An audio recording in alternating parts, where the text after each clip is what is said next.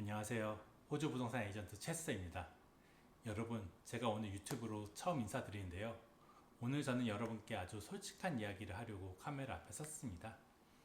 제 소개를 조금 드려야 할 것 같네요. 저는 단순히 집을 보여주고 계약서만 쓰는 에이전트가 아니라 저 역시 호주에서 집을 사고 관리하는 한 명의 부동산 투자자입니다. 사실 저는 개인적으로 아주 큰 시련을 겪은 적이 있는데요. 아마 몇몇 분들은 뉴스 소식을 들어보셨을 거예요. 시드니 시티 헤이마켓에 위치한 더 키라는 아파트를 가지고 있는데, 당시 아파트가 가연성 클레딩 이슈로 인해서 가구당 7만 불이라는 말도 안 되는 특별 분담금 고지서를 받은 적이 있어요. 스페셜 랩이죠. 에이전트인 저조차도 눈앞이 깜깜해지는 순간이었어요. 그러나 저와 다른 입주민들은 힘을 합쳐 개발사와 책임을 묻고 정부와 끈질기게 협상하며 싸웠습니다. 그 결과 그 막대한 비용을 절반 수준으로 줄여내는 성과를 거뒀는데요. 이 경험을 통해서 저는 뼈저리게 깨달은 것이 있어요. 부동산 시장에서 내 재산과 권리를 지키는 것은 적당한 타협이 아니라 정확한 지식과 끈질긴 투쟁이라는 것을요.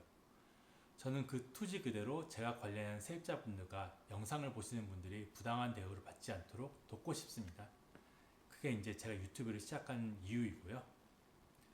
자, 이제 본론으로 돌아와서 요즘 호주 렌트 시장 아주 뜨겁죠. 정말 유례 없이 힘듭니다. 렌트비는 엄청나게 치솟고 있고 매물은 너무 부족하죠. 그런데 제가 현장에서 세입자분들을 만나보면은 정작 법이 보장하는 자신의 권리를 몰라서 큰 손해를 보거나 아니면 억울한 상황에 처하는 경우를 너무 많이 보게 되는데요. 2026년 지금 호주의 임대법은 최근 몇 년간 꾸준히 개정이 이루어지면서 세입자 권리가 크게 강화되었습니다. 세입자로서 여러분이 가진 권리가 그 어느 때보다 강력해졌는데요.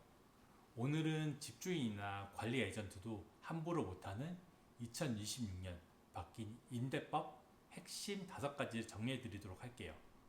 오늘 영상 끝까지만 보셔도 수천 불을 아끼실 수 있을 겁니다. 첫 번째, 렌트비 인상입니다. 단순히 1년에 한 번이다라고 알고 계시면 안 되세요. 실전에서는 조금 복잡한 상황이 생기는데요.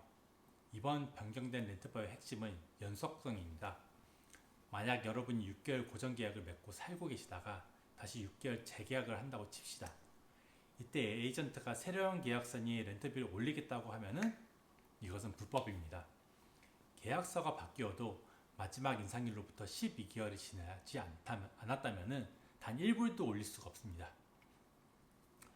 뉴사우스웨일스 같은 경우는 인상이 가능하더라도 최소 60일 전에 서면 통보가 필요하기도 하고요. 만약 12개월이 지나서 인상 통보를 받았다면 그 금액이 적정한지 판단하는 기준을 알려드릴게요. 단순히 비싸다 이러시면 안 되시고요. 도메인닷컴이나 realestate.com을 들어가셔서 여러분이 사시는 집과 같은 서버브, 같은 방의 개수, 그리고 비슷한 컨디션의 매물 3개에서 4개 정도를 찾으셔야 돼요. 만약에 그 집들이 현재 통보받는 금액보다 낮다면은 그 링크들을 모아서 에이전트에게 메일을 보내주셔야 합니다. 그리고 통보받은 금액은 현재 주변 시세보다 과도하게 비싸다라고 얘기를 해주시고, 저는 성실한 세입자로서 이 집을 잘 관리해왔고 시세에 맞춘 얼마의 수준에서 합의를 제안합니다라고 서면으로 기록을 남기셔야 돼요. 이렇게 남겨진 기록은 나중에 만약에 엔캣이라는 곳으로 가서 분쟁을 할 경우에 가장 강력한 증거물이 됩니다. 두 번째, 퇴거 통보입니다. 뉴사우스웨일스에서는 2015년 5월 19일부터 이유 없는 종료가 불법이 되었어요. 집주인은 법에서 정한 사유와 증빙을 갖춰서 통보해줘야 하는데요. 만약 집주인이 입주를 이유로 종료 통보를 했다면 실제로 그 사유가 진실인지 확인할 수 있으세요. 그리고 또 매각을 이유로 통보를 받으셨다면 실제 매각 자체가 진행 중인지 확인을 하실 수 있으시고, 의심되는 경우에는 엔캣에 가서 다툴 여지가 있습니다. 또한 단순히 페인트 칠이나 카펫 교체로 세입자를 내보내실 수가 없는데요. 사람이 거주하기에 위험하거나 구조적인 변경이 필요한 수준이어야 합니다. 이런 통보를 받으셨다면 무조건 짐을 싸시기보다 에이전트한테 증빙 서류를, 그러니까 증빙 자료물들을 요청을 하세요. 에이전트가 답변을 회피한다면은 이제 법적 보호를 받으실 준비를 하셔야 하는데요. 거짓 사유로 여러분을 내보낸 것이 확인이 되면은 여러분은 엔캣에 제소를 하실 수가 있고, 이때 실제 손해에 대한 보상, 즉 이사 비용이나 임대료 차익 등을 청구하실 수 있게 됩니다. 자, 세 번째, 반려동물입니다. 먼저 반려동물은 이제 여러분이 집주인에게 빌어야 할 문제가 아닙니다. 2020년 가이드라인에 따르면은 집주인은 거절할 합리적인 근거를 문서로 제출을 해야 하는데요. 예를 들어 아파트 스트라타 규정상 큰 개는 금지되어 있다거나 집 구조상 동물을 키우기에 적합하지 않다는 객관적인 증거가 있어야 해요. 만약 아무 이유 없이 그냥 싫다고 하면은 여러분은 페어트레이닝을 통해서 중재를 요청하실 수가 있으세요. 뉴사우스웨일스에서는 세입자가 표준 펫 어플리케이션 폼으로 요청을 하게 되면은 집주인은 21일 안에 서면으로 답변을 해야 하고요. 만약 21일 안에 답변이 없으면은 아무 조건 없이 자동으로 승인 처리가 됩니다. 거절은 허용 가능한 사유가 있을 때만 가능한데요. 그 사유 역시 문서로 남겨야 합니다. 단순히 동물이 싫다는 이유로 거절을 더 이상 하실 수가 없으세요. 그리고 네 번째, 긴급수리 권리인데요. 이 긴급수리는 이제 좀 더 단호해지셔야 하는데, 이 긴급수리에 포함되는 내용들은 가스 누출이라든지 배관 파손, 전력 차단, 아니면 심각한 누수 등이 포함이 됩니다. 먼저 에이전트한테 연락을 하셔야 하고요. 전화 후에는 반드시 문자나 이메일로 기록을 남기셔야 돼요. 합리적인 시간, 그러니까 보통 수시간 이내에 답변이 없다면은 해당 에이전시의 비상연락망이 있거든요.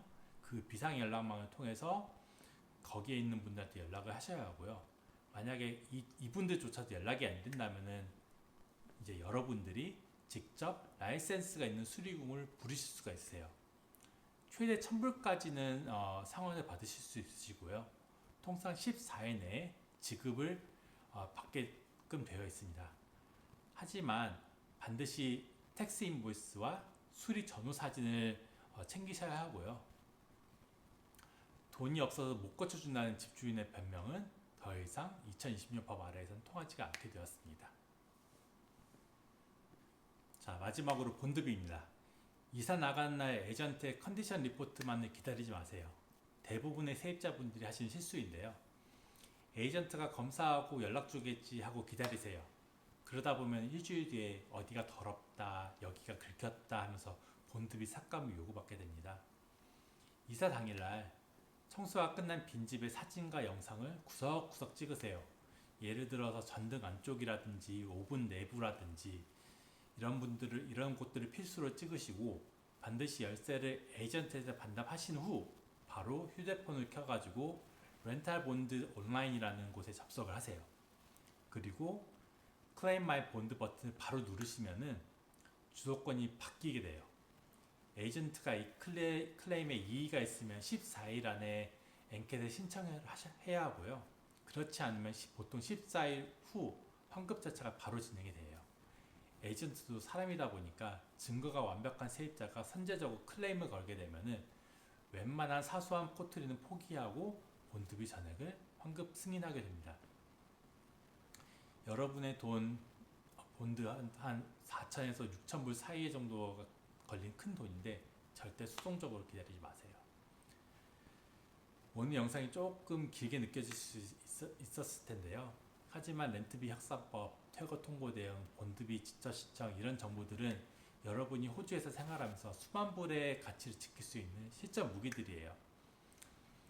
저 역시 이런저런 많은 싸움을 해보고 제 재산을 지키기 직접 싸워본 에이전트다 보니까 그 절박함을 누구보다 잘 알고 있습니다. 오늘 다룬 내용 중에 여러분 상황에 딱 맞는 조언이 필요하시다면 주저 말고 댓글이나 아래 연락처로 연락을 주시면 제가 연락을 드리도록 하겠습니다. 영상 시청해 주셔서 감사하고요. 다음번 영상에 또 뵙겠습니다. 감사합니다.